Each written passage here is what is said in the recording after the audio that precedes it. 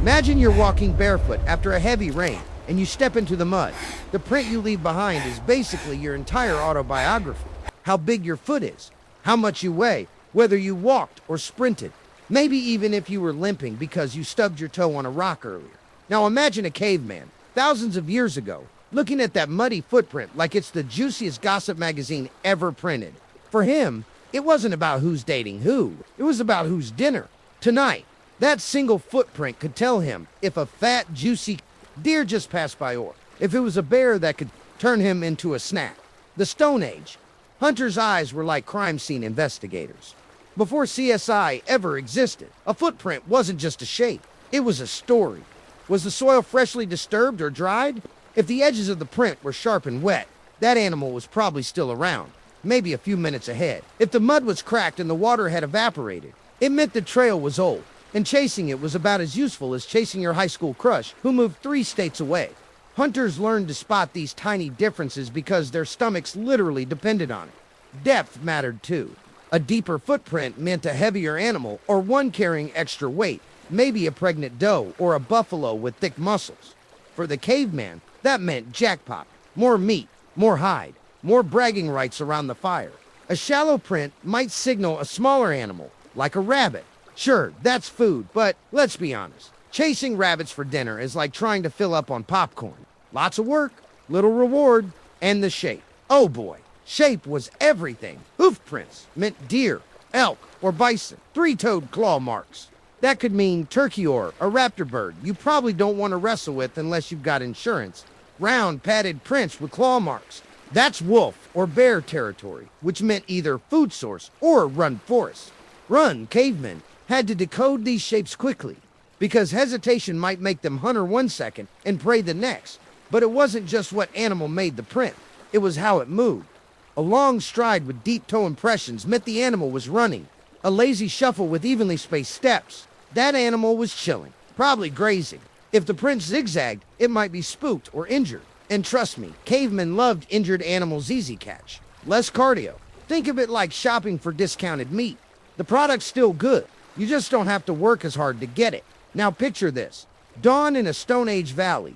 Mist still clinging to the ground.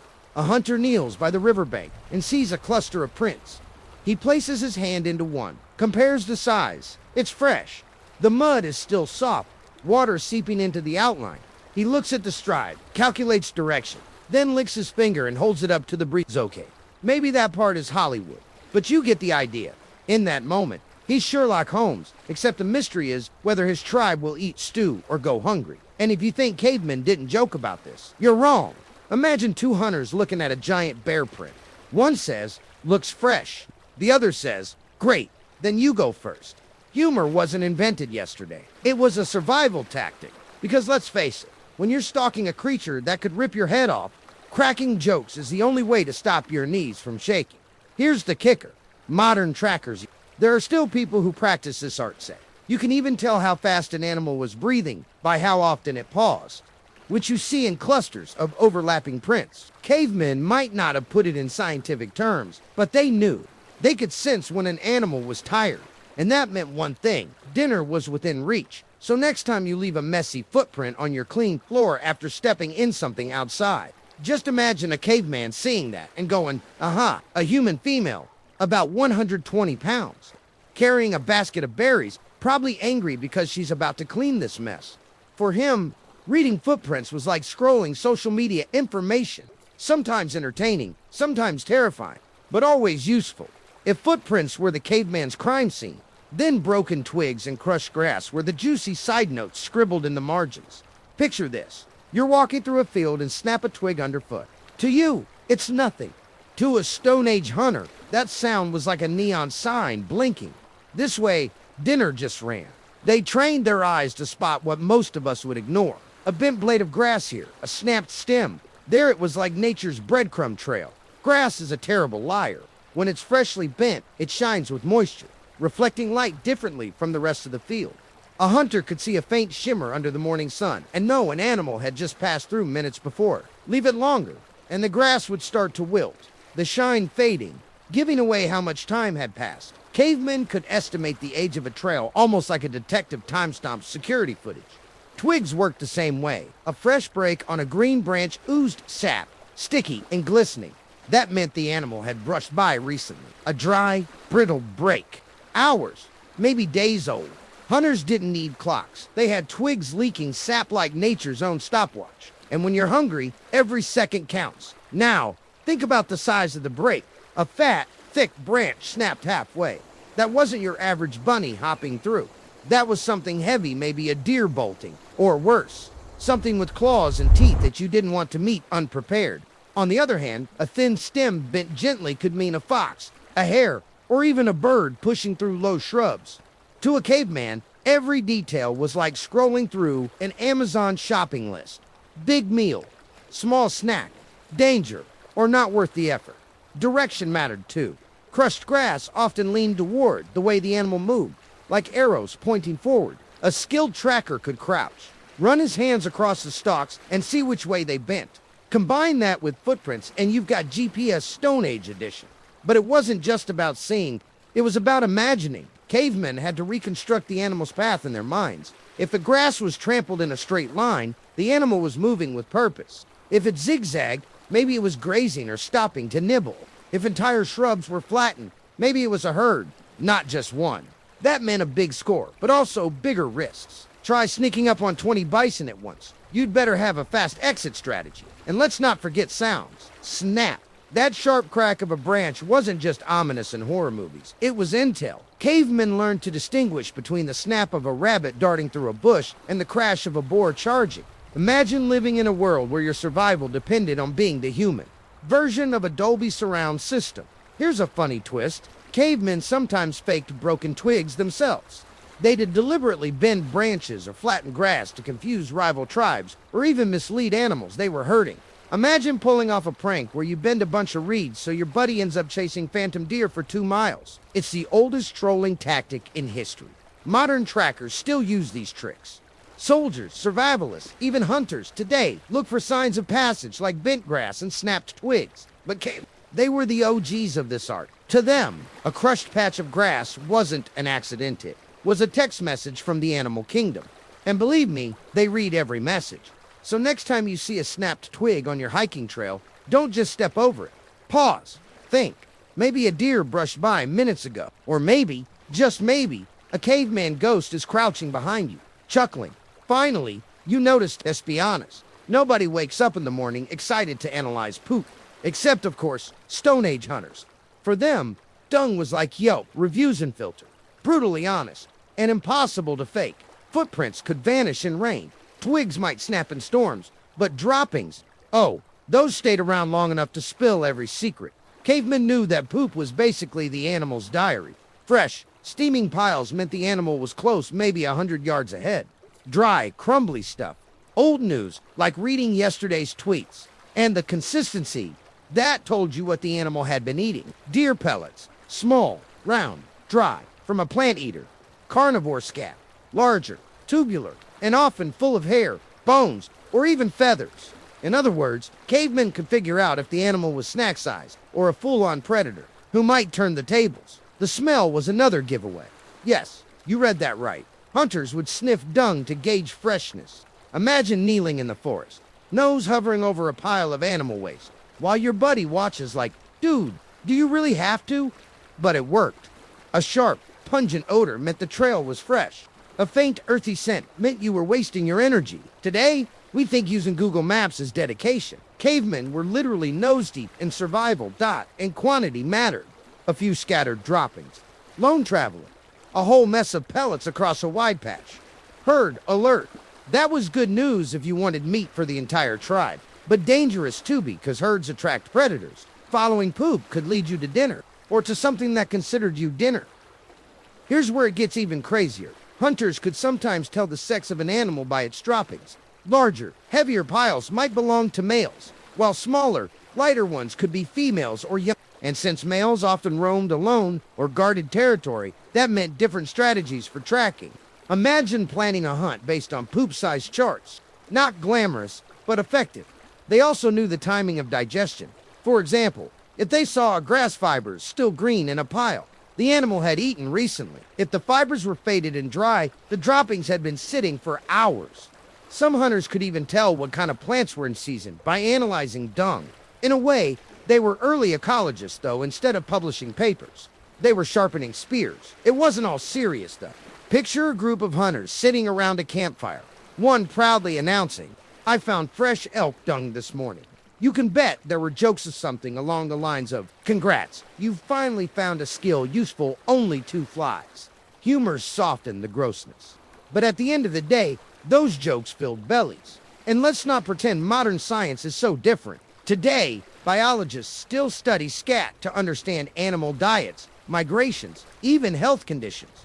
They send it to labs, extract DNA, and publish results. Cavemen skipped the lab coats, but reached the same conclusion. Poop doesn't lie. So next time your dog does his business on the lawn and you wrinkle your nose, just remember if a caveman were standing there. He'd already know what your dog ate when he ate it, and whether he was planning a nap or a sprint. Gross. Absolutely. Useful. Without question. Tracking animals wasn't glamorous. It was dirty, smelly, sometimes ridiculous work. But in a world where survival meant the difference between a full belly and hunger pains, even a pile of dung was gold. Stone Age hunters didn't waste anything, not food, not time, and definitely not the truth written in poop. Close your eyes and imagine the forest before sunrise. No cars, no planes, no earbuds blasting. Spotify, just the pure soundtrack of nature. For a Stone Age hunter, this wasn't background noise. It was a full-blown survival playlist. Every chirp, rustle, or crack was a clue.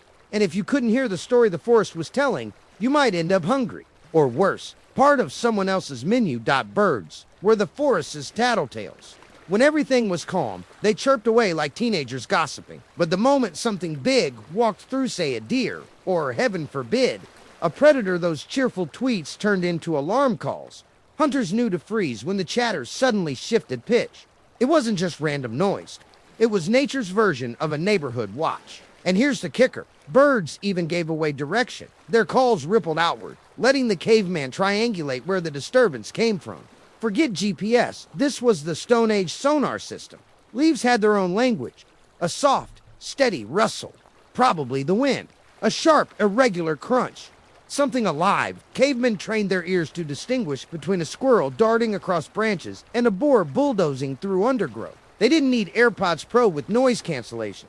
Their survival depended on detecting that one offbeat sound. And when everything suddenly went dead quiet, oh, that was the creepiest sign of all. Silence meant something big had entered the scene, and every animal was holding its breath. If you were smart, you did the same. Water amplified the clues. A splash in a stream could mean a thirsty deer, but it could also mean a crocodile slipping in, or a bear stomping across. Hunters crouched near rivers, letting the sounds carry.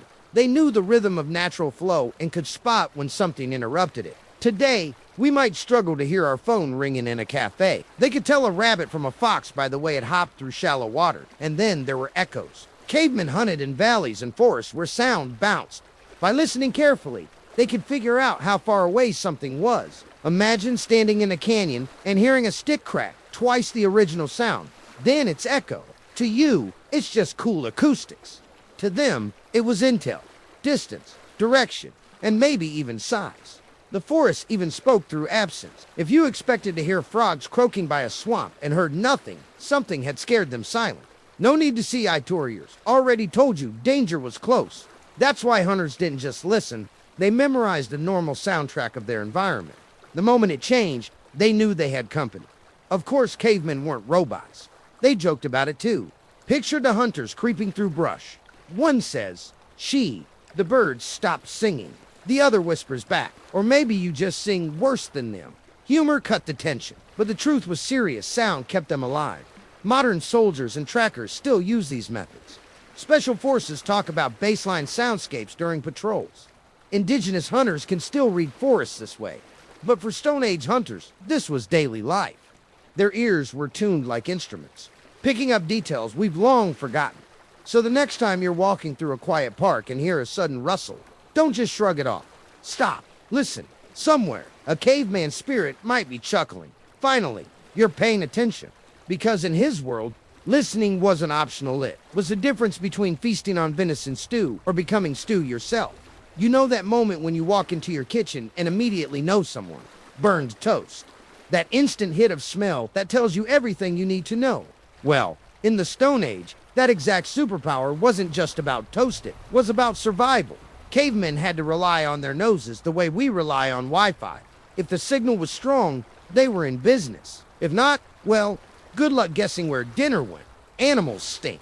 That's just a fact. A deer might smell musky and earthy. A boar reeked of sweat and mud. And predators like wolves or bears carried a pungent mix of fur, blood, and intimidation. Stone Age hunters learned to pick up on those odors the way sommeliers today can tell grapes apart in wine. Except instead of saying, notes of blackberry with a hint of oak, it was more like, yep, that's definitely a bison, and it passed by an hour ago. And it wasn't just the animals themselves. Their trails smelled. Freshly crushed grass released a sharp, green aroma. Plants brushed by fur carried faint traces of oils. Even the damp earth in a footprint had a scent shift. Hunters literally sniffed the ground, leaning in like detectives dusting for fingerprints. It might look ridiculous, but if it meant tracking down meat for the tribe, pride could take a back seat. Poop, of course, made another cameo here. Remember earlier? Well, cavemen didn't just look at it, they inhaled it. A strong, sour taste meant it was fresh. A dull, earthy odor meant the animal had long since moved on. Imagine explaining your job to your kids. Daddy's work today was smelling poop to make sure we don't starve. Respect where it's due, these guys had iron stomachs. Wind direction was a game changer. A good hunter always positioned himself downwind so the animal wouldn't catch his smell first. Because let's face it, cavemen weren't exactly rocking deodorant or minty fresh breath. Animals spook easily, and one whiff of sweaty human stink could send them bolting. That's why hunters tested the breeze, sometimes tossing a pinch of dust or a tuft of grass to see which way it drifted. They didn't need weather apps. Their noses told them the forecast. And here's where things get weirdly funny.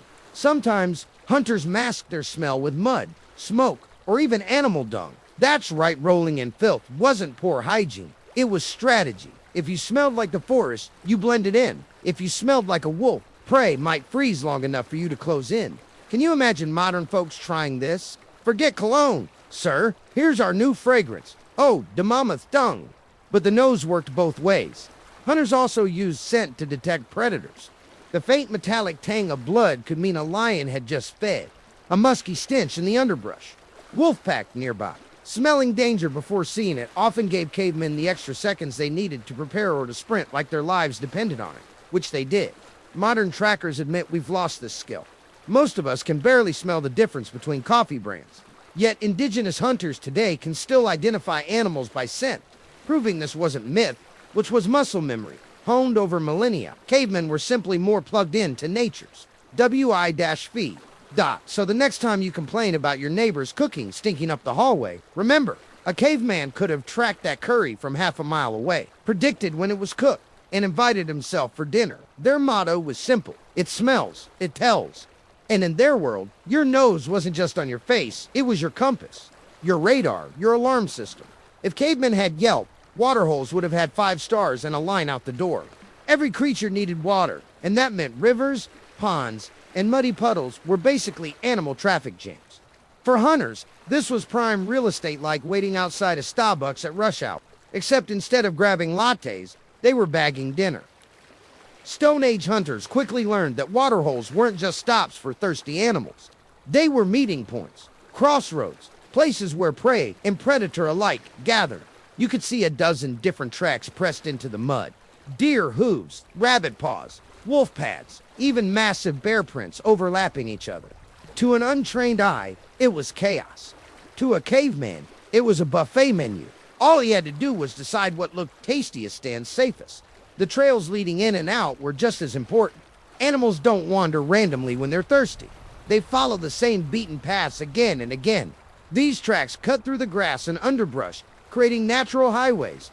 Hunters would stake out these trails, crouching silently, waiting for the next thirsty victim to stroll by. Sometimes they even built ambush blinds out of branches or hid in reeds. Like prehistoric ninjas, fresh signs around waterholes were giveaway. Wet hoof prints meant a deer had just left. Muddy splashes on rocks hinted at an animal's size. Even tiny details like a tuft of fur caught on a branch told hunters not just who came for a drink, but when. The more recent the sign, the more patient a hunter had to be because odds were another thirsty traveler would soon arrive. But waterholes weren't all sunshine and easy meals. They were also magnets for predators. Lions, wolves, and bears all knew the same thing the cavemen did. If you want to eat, wait where everyone gathers. That turned these spots into danger zones. Hunters had to stay sharp, because while they were eyeing a deer across the pond, a set of yellow eyes might already be eyeing them. And let's not forget the herds. When large groups of animals came barreling in, it wasn't just noisy, it was dangerous. Imagine being trampled by 20 bison charging for a sip of water. Cavemen had to pick their moments carefully, reading the patterns. Some would even track herd schedules. Okay, the deer usually drink at dawn, the boars at dusk. It was nature's timetable. No watch required. There's also the strategy of follow the trails backward. Instead of waiting, some hunters would track the animals from the waterhole back to where they grazed or slept. Trails often led to meadows, fruit groves, or shady resting spots. Think of it like reverse engineering dinner start, where the animal ends up, then backtrack to catch it off guard, of course. All this waiting by water sometimes got boring, so you can bet cavemen cracked jokes while crouching in the reeds. How long do we sit here? One might whisper. Until you start smelling worse than the pond, the other might reply. Humor passed the time, but patience was the real weapon. Even today, hunters know waterholes are hotspots. Wildlife photographers camp there for hours to capture the perfect shot. Scientists place cameras to study migrations. The difference, cavemen didn't bring cameras. They brought sharp sticks and empty stomachs. So next time you're sipping bottled water without thinking twice, remember, once upon a time, finding a drink meant decoding trails, dodging predators, and crouching in mosquito-infested reeds until your legs went numb. For the Stone Age hunter, the waterhole wasn't just where animals gathered, it was where life and death played out, one muddy footprint at a time. At some point, staring at footprints, sniffing poop, and listening to birds wasn't enough. The true Stone Age hunter took things further. He became the animal. Not literally with antlers strapped on his head, though who knows, maybe a few tried. But mentally, tracking wasn't just about reading signs. It was about stepping into the skin of your prey and thinking, if I were a deer, where would I go next? This was the ultimate hack. Hunters studied patterns so deeply they could predict behavior. A deer wouldn't walk straight into open ground if the wind was wrong. A boar wouldn't leave its wallow at high noon.